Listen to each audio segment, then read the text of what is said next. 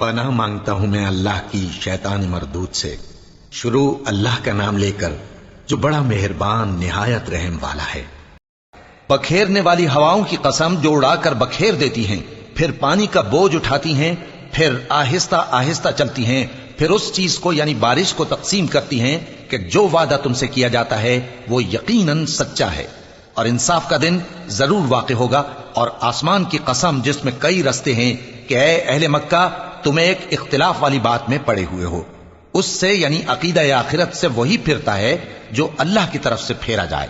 اٹکل دوڑانے والے ہلاک ہوں جو بے خبری میں بھولے ہوئے ہیں، پوچھتے ہیں کہ جزا کا دن کب ہوگا؟ وہ دن ہوگا جب ان کو آگ میں عذاب دیا جائے گا۔ اب اپنی شرارت کا مزہ چکھو، یہ وہی ہے جس کے لیے تم جلدی مچایا کرتے تھے۔ بے شک پرہیزگار بہشتوں اور چشموں میں ہوں گے، اور جو نعمتیں ان کا پروردگار انہیں دیتا ہوگا انہیں لے رہے ہوں گے۔ بے شک وہ اس سے پہلے نیکیاں کرتے تھے، رات کے تھوڑے سے حصے میں سوتے تھے اور صبح کے اوقات میں بخشش مانگا کرتے تھے، اور ان کے مال میں مانگنے والوں اور نہ مانگنے والوں دونوں کا حق ہوتا ہے۔ اور یقین کرنے والوں کے لیے زمین میں بہت سی نشانیاں ہیں اور خود تمہاری جانوں میں، تو کیا تم دیکھتے نہیں؟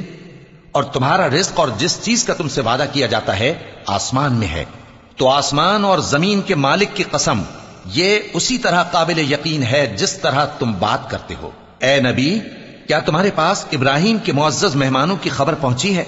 جب وہ ان کے پاس آئے تو سلام کہا، انہوں نے بھی جواب میں سلام کہا۔ دیکھا تو ایسے لوگ کہ نہ جان نہ پہچان۔ پھر وہ اپنے گھر جا کر ایک بھنا ہوا موٹا بچڑا لائے اور کھانے کے لیے ان کے آگے رکھ دیا۔ کہنے لگے کہ آپ تناول کیوں نہیں فرماتے؟ اور ان سے خوف محسوس کیا۔ انہوں نے کہا کہ خوف نہ کیجے، اور ان کو ایک دانش مند لڑکے کی بشارت سنائی۔ تو ابراہیم کی بیوی چلاتی آئیں اور اپنا منہ پیٹ کر کہنے لگیں کہ ایک تو میں بڑھیا، اوپر سے بانجھ۔ انہوں نے کہا تمہارے پروردگار نے یوں ہی فرمایا ہے، وہ بے شک صاحب حکمت ہے، خبردار ہے۔ ابراہیم نے کہا کہ فرشتو، اب تمہارا اصل کام کیا ہے؟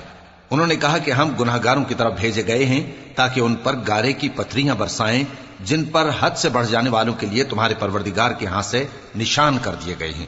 پس وہاں جتنے مومن تھے ان کو ہم نے نکال لیا، پھر اس بستی میں ہم نے ایک گھر کے سوا مسلمانوں کا کوئی گھر نہ پایا، اور جو لوگ عذاب علیم سے ڈرتے ہیں ان کے لیے ہم نے وہاں نشانی چھوڑ دی۔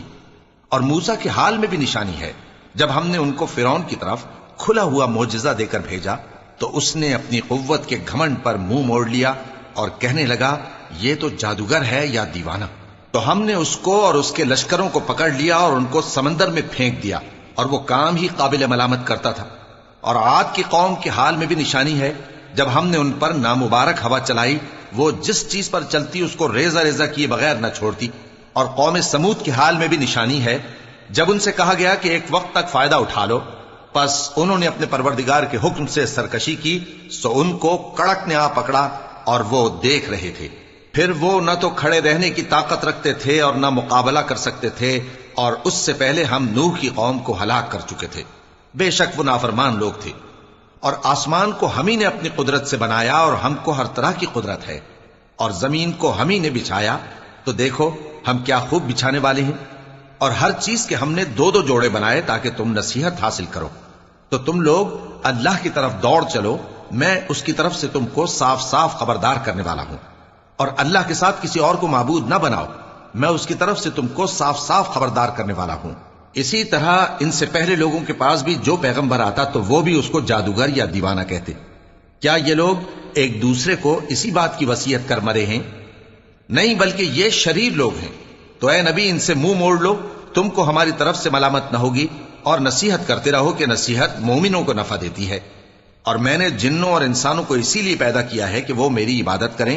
میں ان سے رزق تو نہیں مانگتا، اور نہ یہ چاہتا ہوں کہ وہ مجھے کھانا کھلائیں۔